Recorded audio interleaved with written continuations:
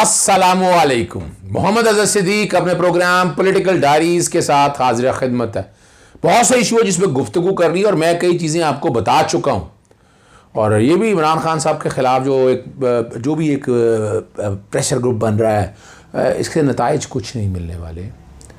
कोशिशें हर एक को है, कौम बेवकूफ़ नहीं बनेंगी अब।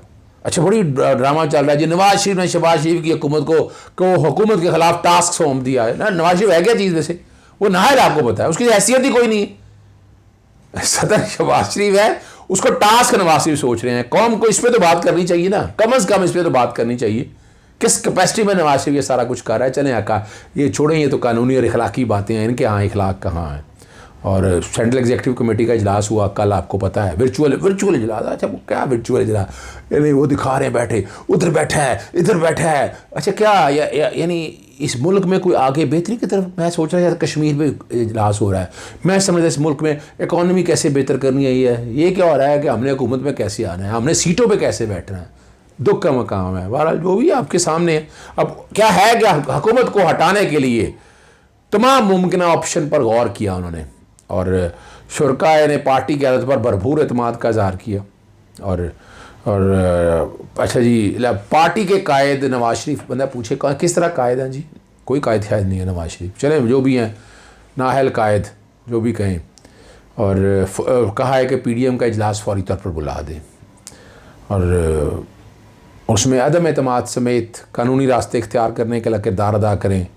और नायब सदर जो है ना, मरीम नवाज़, इनको भी सज़ा हो चुकी हुई है। हर शोबा में हुकूमत की नाकस हिकमत अमली और आवाम की बढ़ती हुई सूरत हाल के पेश नज़र और इस अमर पर उन्होंने इत्तफ़ाक़ किया, हुकूमत का ख़ात्मा ज़रूरी है।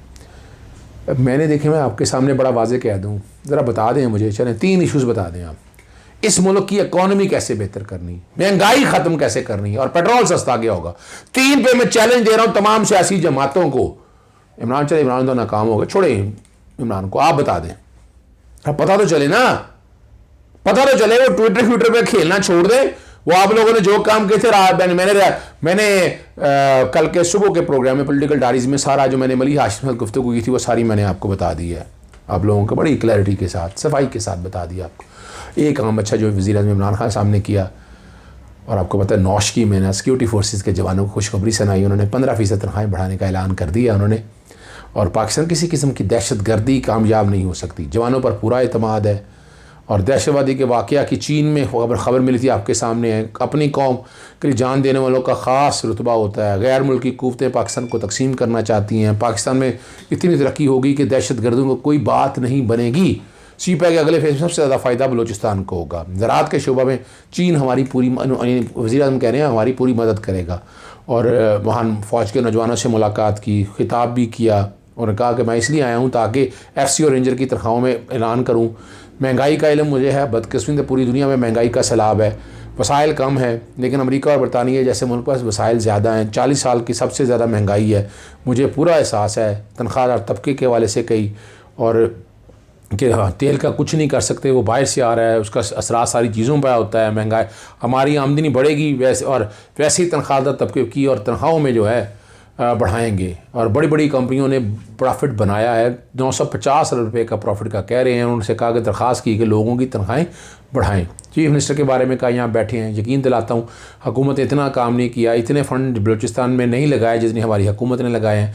सबसे बड़ा जो प्रोजेक्ट है बलूचिस्तान में, चमन से कोयटा और कराची तक हाईवे बना रहे हैं। ये बात हकीकत है, जिसके पैसे भी मुख्तस कर दिए हैं। बड़ा सूबा, बड़े फासले हैं, आबादी कम है, इसलिए हमें चैलेंजेस का सामना। अल्लाह का शुक्र है, रिकॉर्ड टैक्स को कलेक्शन हुई, जिससे आमदनी बढ़ रही है और बलूचिस्तान पर ख़ास तवज्जो दे रहे हैं। और आमदनी बढ़ेगी, ये बातों उनका कहना है कि दहशतगर्दी का ख़ात्मा हो। और ये सारी बातें जो उन्होंने, कि एक चीज़ आपको समझनी है और बहुत ज़रूरी है, वो बलूचिस्तान के अंदर जो है ना, जो इंतहा पसंद तंजीमें और जो ख़ासकर कुछ बलोची जो अमीर तरीन है बाहर बैठे हुए हैं पाकिस्तान के ख़िलाफ़, ये बैठ के जो प्रोपेगेंडा कर रहे हैं। मैंने कई दफ़ा, मैं स्पेसिस पे जाता हूँ तो मैं पूछता हूँ क्या है क्या। वो ये कहने लगे जी आपने जो गैस के हेडक्वार्टर हैं वो बना लिए अपना पंजाब के अंदर। इशू ये नहीं है, गैस वहाँ से निकल के ये मुश्तरका मफादात काउंसिल का है, CCI का मैं किसी वक्त तफसीली में बताऊंगा आपको। गैस, पानी, बिजली, ये सारे जितना भी हैं ये मुश्तरका मफाद सारे सूबों के हवाले से है। ये किसी एक सूबे की मलकियत नहीं है। डॉक्ट्राइन ऑफ पब्लिक ट्रस्ट के हवाले से भी है। भी वहाँ पर ख़र्चा नहीं हो सका तो वहाँ के वडेरे खा गए पैसे। और इतना बड़ा बलूचिस्तान, आबादी है नहीं, वहाँ से आमदन है नहीं, नेशनल फाइनेंस कमीशन के हवाले से पैसे आने मैं जिक्र कर चुका हूँ। सूबाई फाइनेंस कमीशन बनने थे लेकिन हम बना नहीं सके। लोकल गवर्नमेंट्स को ये इख्तियार देने वो हम कर नहीं सके।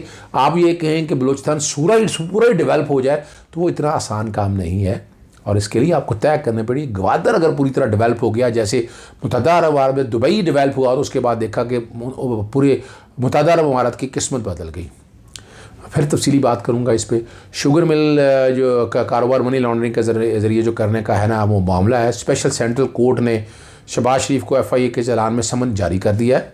10 फरवरी को शहबाज शरीफ को अपना समन जारी करते हुए तलब कर लिया है और हाज़िरी मुकम्मल कराने की हदायत की है। शहबाज शरीफ जो है ना, गुज़श्ता समात पे कोरोना के बायस नहीं आ सके। वो ठीक है, मीटिंगें करते रहे, कोरोना आप और हमारे लिए है, इन लोगों को कोरोना कुछ नहीं कहता है। एक जो बड़ा आम है, मैं पहले नहीं रखा, मैंने कहा फिर आप लोगों को एतराज़ होगा। इसहाक डार के हवाले से ना, ये अताउल्लाह कासमी बैकग्राउंड पे उतना पोर्शन चल रहा है, ये डिफ़ॉल्टर हुए 20 करोड़ से ज़्यादा का टोटल है। उसमें से पोर्शन कोई 4 करोड़ के करीब इसहाक डार के ज़िम्मे पड़ा। ये पैसे नहीं दिए इन्होंने, और ये इश्तिहारी डिक्लेयर हो चुके हैं। मैंने आइन के आर्टिकल 63(2) बैकग्राउंड पे चल रहा होगा, प्रोग्राम में कर चुका हूँ। और पहले मैंने लेटर लिखा था चेयरमैन सेनेट को, आइन के आर्टिकल 63, उसने डिस्क्वालिफिकेशन करनी, 30 दिनों में फ़ैसला करना है, वो फ़ैसला ना किया। मैंने मामला इलेक्शन कमीशन को भी भिजवाया था। फिर मैंने जब वक्त किया, रिमाइंडर भेजे, फिर मैंने इलेक्शन कमीशन को लिखा कि मैंने पहले यहाँ दरवाज़ा खटखटाया था, इन्होंने कुछ नहीं किया आपके सवाल, और उन्होंने नोटिस जारी कर दिया है और केस समाअत के लिए मुकर्रर कर दिया। 21 फरवरी को समाअत होगी इलेक्शन कमीशन इस्लामाबाद के अंदर। और बड़ा छोटा सा इशू है, कोशिश की है कि उन सब चीज़ों का अहाता कर सकूँ मैं। ये मैं आप देख लें। और इसहाक डार के हवाले से एक और आप पूछते हैं कि इसको 2019 में एब्सकॉन्डर डिक्लेयर हो चुका था, TV पे आता था, और इश्तिहारी तो आ नहीं सकता। Council of complaint PEMRA Lahore ने उस पर पाबंदी लगाई थी, वो मेरी ही दरख्वास्त थी, वो बैकग्राउंड पे वो भी चल रही होगी। फिर 2020 में नवाज शरीफ के भी बात चलाई था। 2020 के अंदर फिर जनरल ऑर्डर आ गया था, प्रोहिबिशन ऑर्डर आ गया था, कोई भी इश्तिहारी नहीं आ सकता। तो नवाज शरीफ पर भी पाबंदी लग चुकी थी। पिछले दिनों जब इसहाक डार ने इसकी वायलेशन की, चैनल 24 ने तो बाकायदा फिर कंप्लेंट फ़ाइल की। वो बैकग्राउंड पे वो कंप्लेंट भी वही नहीं, वो दोनों भी चल रहे होंगे ऑर्डर, और कंप्लेंट भी चल रही होगी। और इसको शोकास जारी कर दिया है चैनल 24 को इस चलाने पे। वो फिर आज के दिन जो है ना, इंग्लैंड में को मुजाहरा रखा हुआ है, भाई कानूनी बात हो रही है, ये कोई ज़ाती की बात नहीं है। एक ऑर्डर मौजूद है, उस पर अमल दरामद होना है, ये कोई ऐसी बात नहीं है। आपने क्यों चलाया, क्यों किया ये सारा कुछ। बहरहाल आगे चलते हैं अगले मामले की तरफ। ज़ाब्ता अखलाक का पता खिलाफ वर्जी पर JUI के रुकने कौमी असम्बली को सजा। दूसरी तरफ नाहली वो अपना ना उसका मेयर का इलेक्शन नहीं लड़ सकते। मैं तफसीली बता देता हूँ। डेरा इस्माइल खां में जमालुद्दीन को ज़ाब्ता अखलाक की खिलाफ वर्जी का मरतकब का 40,000 रुपये जुर्माना आयद कर दिया। और मौला जमालुद्दीन सिटी मेयर के उम्मीदवार थे और कफ़ील नामी के निज़ामी की इंतखाबी मुहिम में हिस्सा ले रहे थे, और उनके हक़ में प्रेस उनका उनके ट्रांसफ़र करके ज़ाब्ता अखलाक की खिलाफ वर्जी की और 40,000 रुपये जुर्माना कर दिया और मना किया था। और जब इलेक्शन हो रहे थे इसमें कौमी असम्बली के मेंबर वगैरह नहीं आ सकते हैं, ये आपको पता है। और जो है ना, जमालुद्दीन ने सिटी मेयर के ही, जो मैं आपको पहले बता चुका हूँ, जारी करदा नोटिस में वाज़ेह कहा गया था कि मुफ्ती महमूद मरकज़ डेरा इस्माइल खान में प्रेस कॉन्फ्रेंस की थी। आगे हम चलते हैं। जो आपके सामने रखना है वो है इलेक्शन कमीशन ने वफाकी वज़ीर अली अमीन गंडापुर ज़ाब्ता खिलाफ की खिलाफ वर्जी का फ़ैसला सुना दिया और इस पर तहरीक इंसाफ को झटका लगा। वो इस्लामाबाद हाई कोर्ट में सस्पेंड हो गया, लेकिन आपको बता दो देना खिलाफ वर्जी की थी उन्होंने और केस सुना दिया और अली अमीन गंडापुर के भाई उमर अमीन गंडापुर को नाअहल करार दे दिया। अब ये मेरे लिए बड़ी नई चीज़ है। अब वैसे है एक अच्छा कि ज़ाब्ता खिलाफ की खिलाफवर्जी हो, तो अभी तक इतना बड़ा फ़ैसला नहीं है। ये बड़ा फ़ैसला है कि आपने ज़ाब्ता खिलाफ के ऊपर नाअहल करार दिया, तो उसको क्यों नहीं किया था अपना यूसुफ रज़ा गिलानी को? बड़ी दरखास्तें दी थी इस पर, वो तो आज तक कुछ नहीं किया। चले बहरहाल देर आए दुरुस्त आए। और उसको जो है ना अली अमीन गंडापुर को इंतखाबी मुहिम से रोक भी दिया था और DIG जाने पर पाबंदी कर दी थी। और ये बुनियादी तौर पर आपको पता है ये मेयर डेरा इस्माइल खान के उम्मीदवार थे। अब ये इलेक्शन नहीं लड़ सकते, लेकिन ये मामला इस्लामाबाद हाई कोर्ट में चैलेंज हुआ और नाहली का जो हुक्म है वो मुअत्तल कर दिया। और जो है ना, ये रहनुमा और वफाकी वज़ीर अली अमीन गंडापुर के भाई हैं, इन्होंने रब्ता किया और दरख्वास्त में उन्होंने मौक़िफ़ इख्तियार किया है कि कानून के मुताबिक शक का फ़ायदा उम्मीदवार को मिलना चाहिए। समरी इंक्वायरी के बगैर साबिता अखलाक की खिलाफ वर्जी का मुर्तकब करार नहीं दिया जा सकता। कानूनी तौर पर यह बात उन्होंने ठीक की है। सुप्रीम कोर्ट का एक और बड़ा अहम है, लकी मुरव्वत के 5 पोलिंग स्टेशन पर दोबारा पोलिंग के फ़ैसले के ख़िलाफ़ दरख्वास्त पर फ़ैसला सुना दिया और 5 पोलिंग स्टेशन पर दोबारा इंतखाब का फ़ैसला बरकरार रखा है इलेक्शन कमीशन का और अपील मुस्तरद कर दी है। रूल्स बनाने पर इलेक्शन कमीशन पर इज़हार रूल्स देखें ना, समाअत के रूल्स ना बनाने पर इलेक्शन बरहमी का इजहार किया। इलेक्शन कमीशन को नीम अदालती इख्तियारात मिले हुए हैं, दहाइयाँ गुजर चुकी हैं, लेकिन कई साल गुजरने के बावजूद भी रूल्स ना बनाना इलेक्शन कमीशन की वाज़ेह नाकामी है। इलेक्शन कमीशन का दोहरा मेयार तो आपके सामने आ चुका है वाज़ेह, लेकिन इलेक्शन के मुताबिक अपने रूल्स जल्द बनाकर शाया वो कर देंगे। और ये जो बताया गया सारा, जस्टिस मंसूर अली शाह ने रिमार्क्स दिए कि ख़वातीन के पोलिंग स्टेशन के बाहर फायरिंग हुई, इस पर क्या कहेंगे। रिटर्निंग अफसर की रिपोर्ट के मुताबिक अमन व अमा की सूरत बहुत ख़राब थी, इसलिए रीपोलिंग का हुक्म दिया। फायरिंग के नतीजे में एक शख्स जो है मौत भी वाक़या हुई, ख़वातीन में खौफ व हरास फैला और वोट कास्ट करने बाहर नहीं निकली। जस्टिस उमर ताबंदियान ने रिमार्क दिया, आइन और कानूनी इदारों को आज़ाद और खुद मुख्तार होना चाहिए। इलेक्शन का अमल शफाफ और किसी भी दबाव से पाक हो। इलेक्शन कमीशन के दायरा इख्तियार को वाज़ह कर दिया है और जो समाअत इख्तियार के दौरान इलेक्शन कमीशन के DG लाने अदालत से इस्तदा की इलेक्शन कमीशन को जवाब करने के लिए वक्त दिया जाए।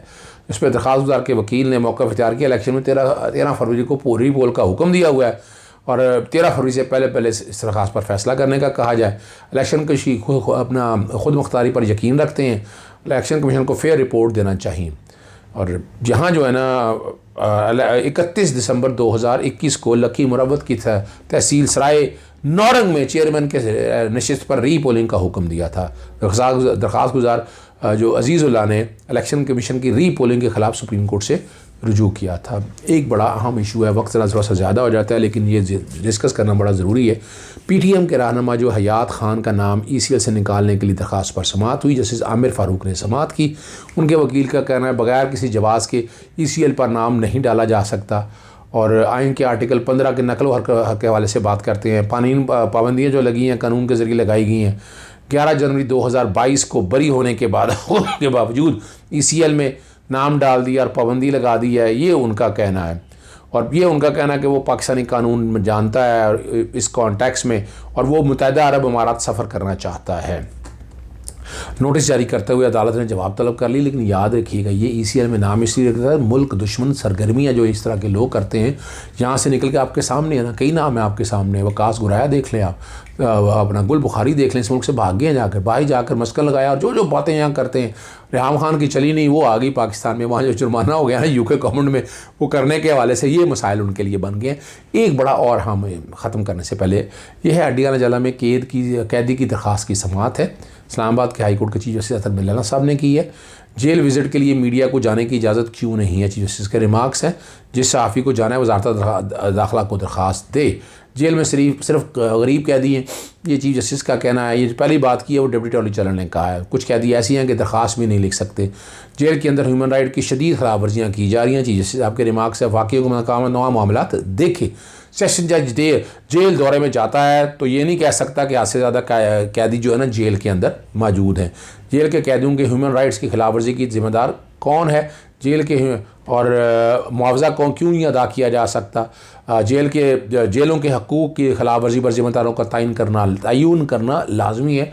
और अदालत ने समाअत जो है 1 महीने तक मुलतवी कर दी है। कोशिश की अब तक सारी चीज़ें मैं सामने रख दूँ ताकि आ सके। हाँ, एक जो मैं ख़त्म करने से पहले बता दूँ, फैसलवाड़ा का आज इलेक्शन कमीशन की नाहली के हवाले से फ़ैसला आना है, लेकिन मैं वो बता दूँ जिस पॉइंट्स पे है ना वो डेक्लेरेशन सिर्फ अदालत दे सकती है 62(1)F। फैसला क्या था वो बात की बात है, वक्त से पहले बता सकता हूँ कि इलेक्शन कमीशन जो है नाहल जो है ना डेक्लेरेशन के कॉन्टेक्स्ट में सिर्फ अदालत दे सकती है, इलेक्शन कमीशन नहीं दे सकती। ये दरख्वास्त काबिल ख़राज है। इलेक्शन कमीशन क्या करती है वो फिर इस पर बाद में बात करेंगे। इजाज़त चाहूँगा। अस्सलाम वालेकुम, अल्लाह हाफ़िज़, पाकिस्तान जिंदाबाद।